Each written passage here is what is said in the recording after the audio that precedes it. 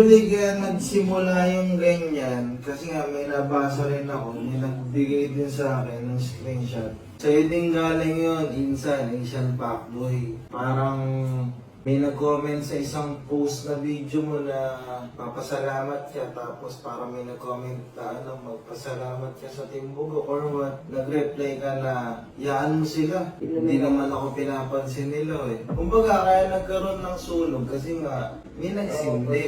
May nagsindi. Demanda na nga ba ang solusyon ni na Norvin at Lovely?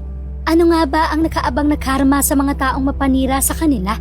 At ano nga bang malaking papel na Asian Pacboy sa galit at inis ng mag-asawa? Matalik nga na magkaibigan sina Pacboy at Norvin.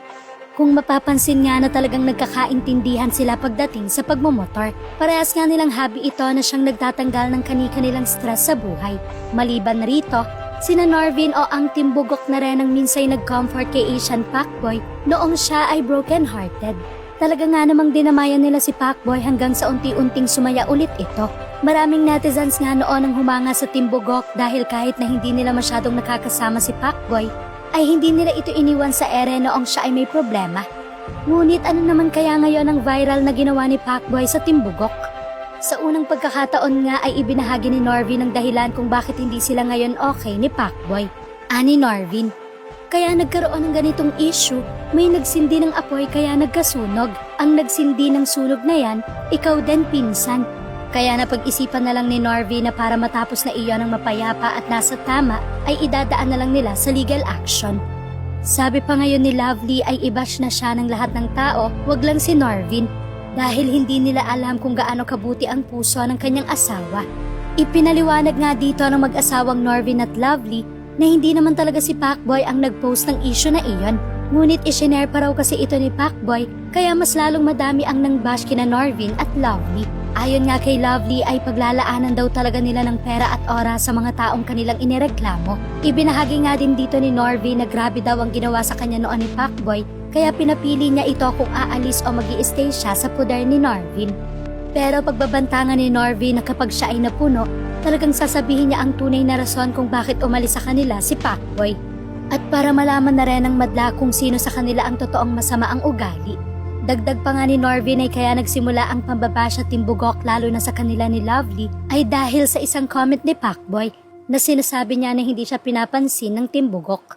Samantala, maliban nga sa ginawang legal action ni Norvin at Lovely, may mensahe pa si Norvin sa pinsan niyang si Pacboy. Sa pinsan kong si Asian Pacboy, huwag ka na magpa-victim. Kung sa iba umuubra yung pa-victim mo para maging mabait sa mata ng tao at maging masama yung pinanggagalingan mo o sinamahan mong tao o grupo, sa akin hindi pwede yan. Madaming sumbong sa akin mga nakasama mo. Ako nahihiya sa mga nangyayari. Sa nakikita ko, hindi ka napunta sa magandang landas. Akala ko mag-grow ka kaya hinayaan kita. Sigurado pag bumagsak ka sa akin isisisi ng mga tao kasi komo pinabayaan kita. Ayon pa nga kay Norvin ay kahit malaki daw ang tampo niya kay Pacboy, ay pinsan pa rin niya ito at mahal niya si Pacboy. Pinakawalan kita kasi ayokong maramdaman mo na nasasakal ka na. Tandaan mo, kami ang iniwan mo.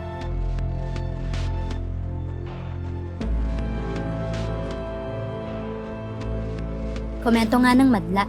Inggit kasi ang dahilan kung bakit nambabash ang ilan. Maging masaya na lang tayo sa mga blessing na dumadating sa kapwa natin. Basta ako napapasaya ako ng Timbugok. Ayan dinaan na sa legal na paraan. Naku, tama yon para matauhan mga bashers. God bless sa inyo, Norvin and Lovely. Sana makamtan nyo yung justice against dyan sa mga trolls.